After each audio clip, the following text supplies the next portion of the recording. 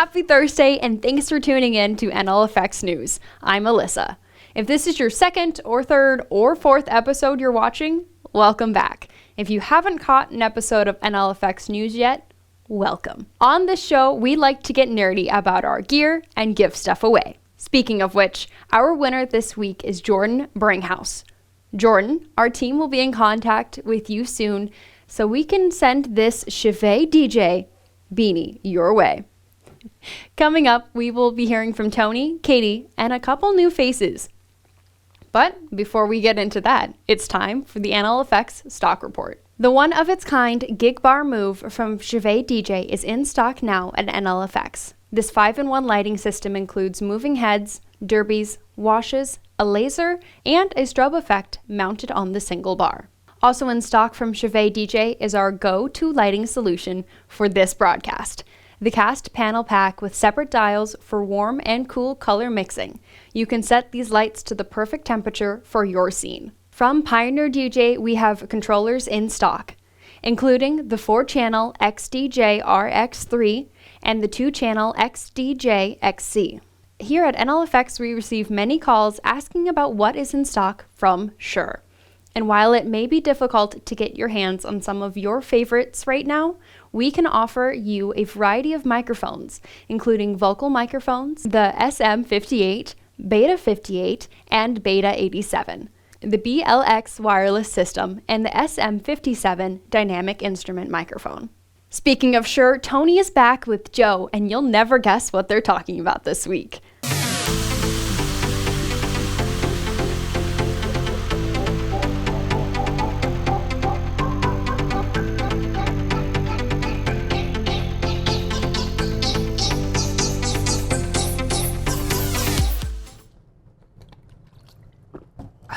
Water's life, man. It sure is. Oh, it sure is.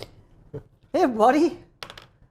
Tony from NLFX Professional, and we are here today with Joe, the audio pro from Shure, for Tony's Tech Tip Thursday. So, Joe, I come with this question that all of my customers are asking me. What wireless microphone system should I get? Tell me a little bit about what you think people should look at when they're selecting their wireless microphone. Sure, it's a great question. Thanks for having me, Tony. You're welcome. I think there's a couple of considerations that we have to think about and maybe even ask the customer to see how they're using or how they anticipate using the wireless. You know, is it only going to be one wireless system being used at the same at one time, or do they plan to use 3, 6, 10, 20 wireless all at the same time? Another big factor to consider is, you know, what does the RF environment look like? You know, if are you out in the middle of nowhere, not near a large city? Maybe there's not very many digital TV stations or potential RF, interference, potentials around the area. Then you can get by, with a more entry-level system and not worry about interference as much. But if you're in a larger city, for instance, or you're going to be running a larger amount of systems more simultaneously, then maybe you need to get a little bit more spectrally efficient RF system that might be a little bit more expensive. Or maybe you are in a convention center and there's a lot of Wi-Fi activity happening. You know, there are certain wireless systems that operate in that same frequency band. So these are just things we want to consider to make sure you get the best wireless mic for the specific application, so it won't cause you issues down the road. Well, thanks, Joe. Appreciate your time. Yeah, thanks for stopping by, Tony. Yeah, no worries. And if you'd like to learn more about Shure products, you can go ahead and hit the like button and share this with your friends. We're happy to answer questions. In fact, a lot of those questions I'll bounce off of Joe. But in the meantime, have a great day. Next up, we've got Katie with this week's product feature, the Gator Frameworks Ringlight. Hey guys, Katie here with NLFX Professional. I do have the Gator LED Ringlight desktop version in front of me. I do want to point out that it is put together. It took me less than 2 minutes to put together. It's super easy. The base is weighted, which is really nice because it's not wobbly. It's not going to go anywhere. Once you set it down, it's not going to tip over that easily. Also, it is adjustable. So you can move it up or down, whichever way you like. There is a adjustable gooseneck here as well. As you can see, I do have a phone connected. And you can either do horizontal or vertical as well.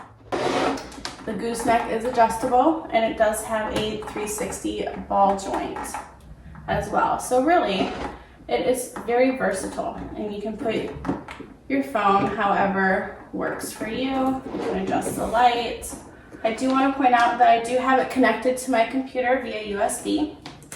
If you wanted to connect it to a wall outlet, you can do that as well. It does have a clicker here, on and off. You can change it from warm white to cool white, and then to a more neutral white. You can adjust the brightness up or down. So, it's a pretty nifty little thing. We do have a tripod version as well. So if you have any questions, let me know. This is what I use for my videos. So I'm super excited to share this with you guys. And again, any questions, let me know. This week in the music store, our store manager, Kirk, has some advice on troubleshooting your guitar's amp. Hi, this is Kirk Chrisman from NLFX Professional, and today I wanted to talk to you about some troubleshooting with your guitar amp, possibly at a gig or just in general if you're having problems at home with it. It might be cutting out, maybe there's no sound. There's some basic things you can do to troubleshoot it yourself first before bringing it in. With the guitar connected, plug into your input jack. That's a common known problem.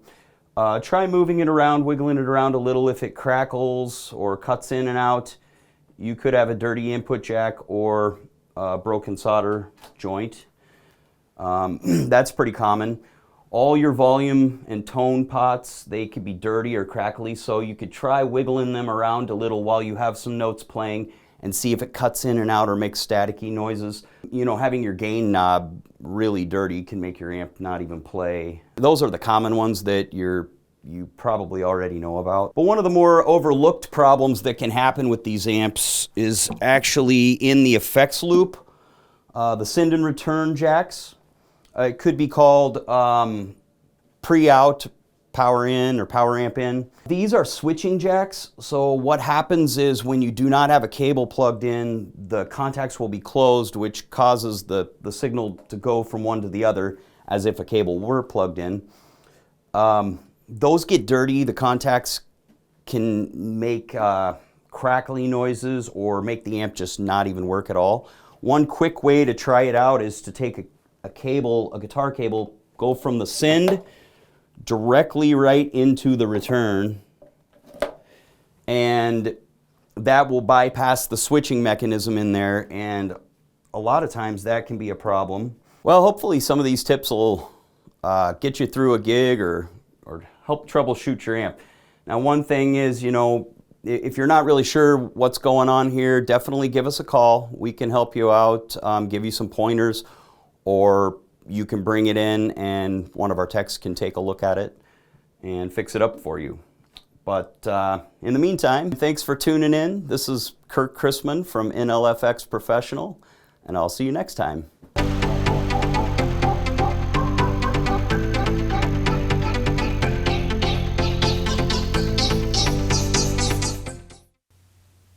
We love putting on NLFX news for you guys, but one thing we love even more is when we can see you all in person.